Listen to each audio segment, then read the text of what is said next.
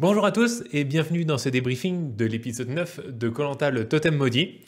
Alors aujourd'hui on va pas faire comme d'habitude, on va pas faire un plan en plein de parties, uniquement parce qu'il n'y a pas de quoi faire un plan en plein de parties et qu'on a eu quand même un vote qui était assez particulier. Ou plus exactement, le cheminement qui a conduit à ce vote était assez particulier, donc je pense que c'est vraiment le principal sujet de cette vidéo. Mais bon, dans cet épisode il y a quand même eu une épreuve d'immunité et une réunion des ambassadeurs accessoirement, donc je vais commencer par dire 2 mots là-dessus. Et je vais en particulier parler de Luana, parce qu'elle a été très importante dans ces deux événements, et en particulier elle a été très forte à l'épreuve d'immunité, et à mon avis, elle a fait une très mauvaise réunion des ambassadeurs, même si le résultat est positif pour elle. Pourquoi je dis ça? Tout simplement parce que, à part aller à la boule noire, elle a rien fait d'extraordinaire en fait. Alors, vous allez me dire en soi, aller à la boule noire, c'est déjà quelque chose, faut avoir le cran d'y aller, faut avoir le cran de mettre son aventure en péril, mais elle était quand même bien avantagée par le handicap qu'avait Colin, et puis elle a été aussi bien avantagée par le choix de son équipe d'envoyer Colin aux ambassadeurs qui s'est avéré extrêmement judicieux. Donc elle se retrouve en face d'elle avec quelqu'un qui n'ira jamais à la boule noire et en plus quelqu'un qui a plus de chances qu'elle de piocher la boule noire. Donc a priori, tous les voyants sont en vert. Et d'ailleurs, tout se passe comme prévu au début. Les deux font semblant de vouloir aller à la boule noire, et puis finalement, c'est Colin qui craque en premier, logique. Et alors là, on voit Luana qui commence à promettre des choses à Colin. Et des choses importantes en plus. Oui, on va marcher ensemble, à partir de maintenant, on est alliés. À partir de maintenant, moi je vote pas pour toi. À partir de maintenant, l'équipe des rouges ne votera pas pour toi. Et puis, elle était confuse, elle était pas cohérente, elle lui promettait tout et n'importe quoi. Allez, on votera pas pour toi au prochain conseil. Oh, puis finalement, on votera pas pour toi aux 4 prochains conseils. Oh, puis, allez, ouais, on prend Olga avec nous, vas-y, y a pas de souci, c'est ma tournée. C'était complètement incohérent. Même Colin, il s'en rendait compte, il lui disait, mais qu'est-ce que tu me racontes? C'est quoi? C'est toi? C'est les rouges? C'est un conseil? C'est 2 conseils? 4 conseils? Il savait plus où on en était. Alors qu'en fait, elle est dans une situation où il y a besoin de rien promettre. Franchement, si tu peux éviter de faire des promesses, n'en fais pas, parce que c'est super dur à tenir ce genre de promesses. Enfin, faire croire à quelqu'un que l'équipe refusera de voter pour lui alors que l'équipe est pas là, que personne n'est là pour acquiescer, c'est quand même un peu compliqué. Ben elle fait ça alors qu'elle en a absolument pas besoin. Une fois de plus, tous les voyants sont en vert. Colin vient de refuser d'aller à la boule noire, donc elle sait, c'est même plus une supposition, elle sait à 200% qu'il n'ira pas, qu'il acceptera n'importe quoi pour éviter la boule noire. Donc à partir de là, il n'y a pas besoin de négocier, en fait, il n'y a pas besoin de promettre. Limite, elle aurait pu lui imposer le choix de l'éliminer. Bon alors, il aurait pas du tout fallu faire ça, hein. Ça aurait été complètement idiot, à part pour faire genre, je suis plus fort que toi et je t'enfonce, mais c'est complètement idiot parce que, justement, dans ce cas-là, faut laisser à la personne qui est en position de faiblesse la responsabilité de l'éliminer, comme ça c'est lui qui doit porter et c'est lui qui doit prendre la faute de cet état et se faire insulter de t'es pas un homme, t'as pas de morale, t'as pas de parole, je sais plus ce qu'elle a dit. En tout cas, fallait surtout pas que Luana prenne cette décision, mais ce que je veux dire c'est que la situation était tellement favorable qu'elle aurait pu le faire en fait. Colin, il acceptait n'importe quoi. Et au lieu de ça, elle choisit de faire des promesses qu'elle peut pas tenir, ce qui, heureusement pour elle, lui a pas du tout porté préjudice finalement, puisque Colin est parti, et puis peut-être, éventuellement, si elle arrive au jury final, elle aura une voix en moins de Colin qui se souviendra qu'elle a pas respecté son alliance, mais encore, elle dit oui, moi j'ai respecté ma part du contrat, etc. Bon, dans tous les cas, je pense que l'influence est assez mineure, c'est juste pas très malin de faire des promesses alors que t'en as pas besoin, quoi, c'est tout. Bon, sinon, à part critiquer, elle a quand même fait une super épreuve d'immunité, hein, ça faut le reconnaître.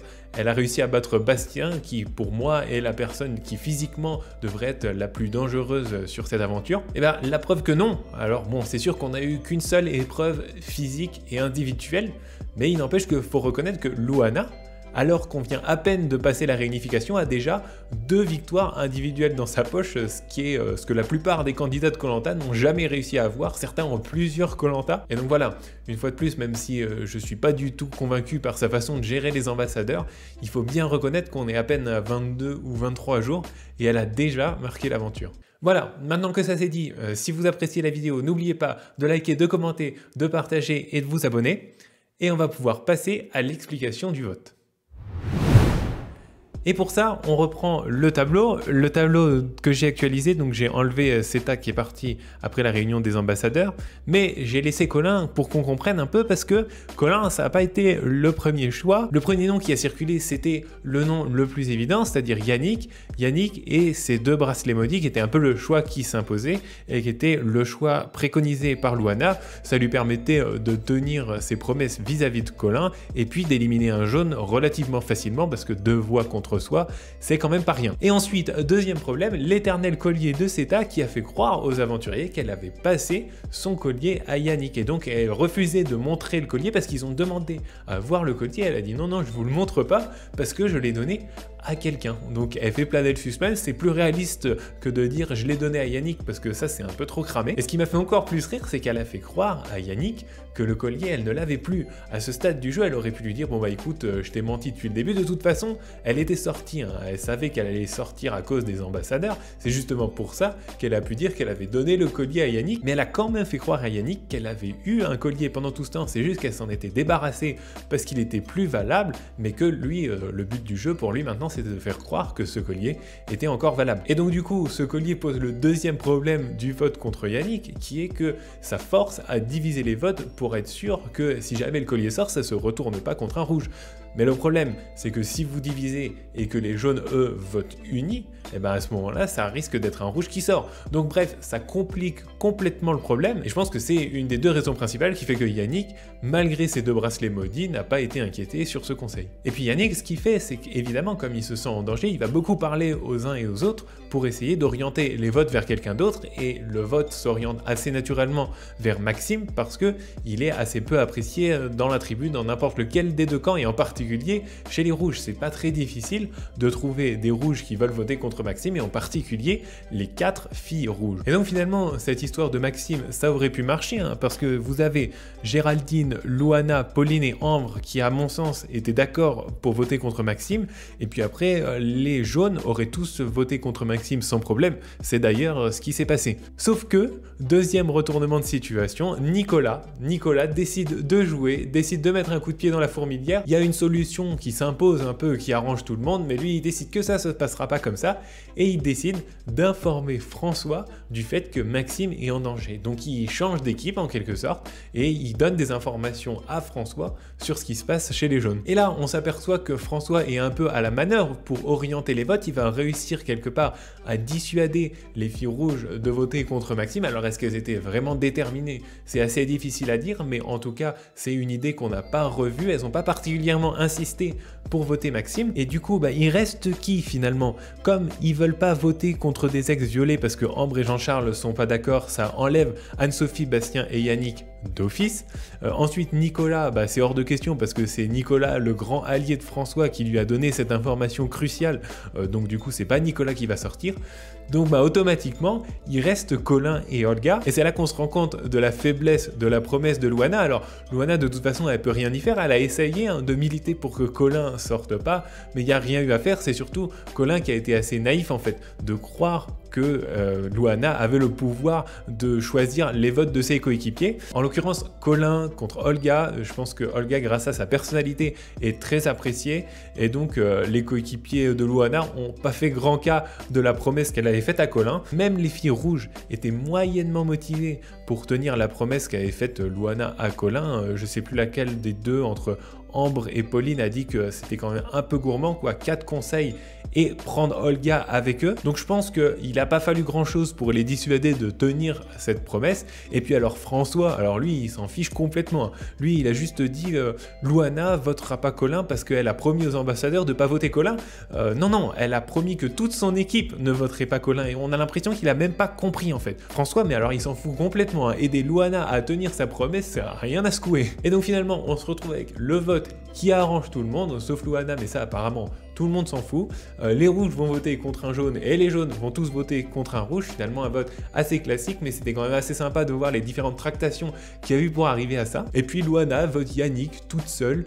C'est ce qu'elle avait prévu depuis le début, ça lui permet plus ou moins de tenir sa promesse, et d'ailleurs elle le fait bien remarquer à Colin, attention, il sera quand même au jury final, donc elle soigne son image.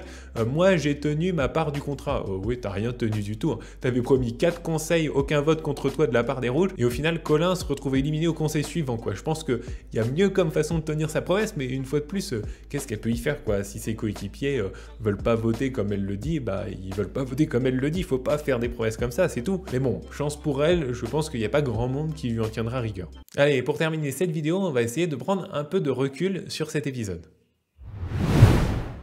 Je pense que cette élimination, c'est l'occasion de faire remarquer que Yannick joue beaucoup mieux que Colin et c'est pas simplement lié à cet épisode et à mon avis c'est pas lié aux ambassadeurs, même si son image est un peu ternie parce que lui aussi d'ailleurs au passage avait promis d'aller à la boule noire alors qu'il en avait absolument pas besoin puisque de toute façon il était ambassadeur sélectionné par les autres, mais bon ça c'est encore une autre histoire.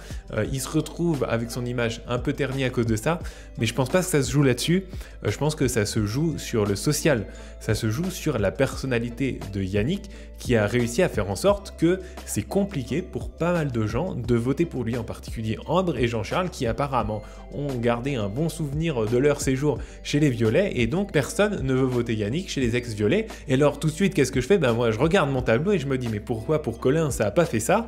Et bien Colin pourtant il est ex-bleu, chez les ex-bleus il reste Fouzi, Géraldine et Maxime, donc en fait les ex-bleus sont plus nombreux que les ex-violets, mais c'est juste que Colin n'a pas réussi aussi bien que Yannick à faire de ses ex-équipes une force. En fait ce qui se fait passer je pense c'est que Colin s'est isolé dans un trinôme avec Olga et Alexandra, que en fait ça s'est vu assez rapidement, que le trinôme a été une cible assez rapidement et que finalement Colin, à part Olga, quand il n'y a plus Alexandra, à part Olga, Colin n'a pas de réel soutien, alors que Yannick a réussi vraiment à inspirer la sympathie grâce à sa personnalité. Et pour terminer, quelques éléments concernant la physionomie du jeu dans cette partie individuelle.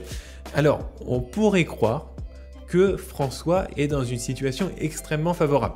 Parce que tout simplement, je pense que c'est lui qui, sur cet épisode, a fait pencher les votes en faveur de Maxime, on va dire, et en la défaveur de Colin. C'est lui qui reçoit l'information de Nicolas, donc en plus, il y a quelqu'un qui l'informe dans l'équipe adverse et quelqu'un qui joue bien parce qu'il a choisi de voter avec les jaunes. Donc pour rester discret, pour ne pas se faire cramer tout de suite, pour pas montrer qu'il était passé du côté des rouges, il a voté avec les jaunes. Mais finalement, je pense pas que François, à moyen terme, soit dans une situation si favorable. Pourquoi? Parce que sa position, c'est maintenir la cohésion des rouges. Et ça, c'est quelque chose qui va avoir énormément de mal à tenir. Pour deux raisons qui se complètent, en fait, qui sont la même raison. Les ex-violets refusent de voter contre des ex-violets, donc il reste plus qu'Olga, en fait, chez les jaunes à éliminer. Comme Nicolas peut pas partir parce que François s'y opposera, il reste plus qu'un jaune à faire partir, c'est Olga. Après, c'est des ex-violets. Déjà, Olga, à mon avis, avec sa personnalité, ça va être compliqué. Trouver des gens pour voter Colin, ok. Trouver des gens pour voter Olga, ça va être plus difficile.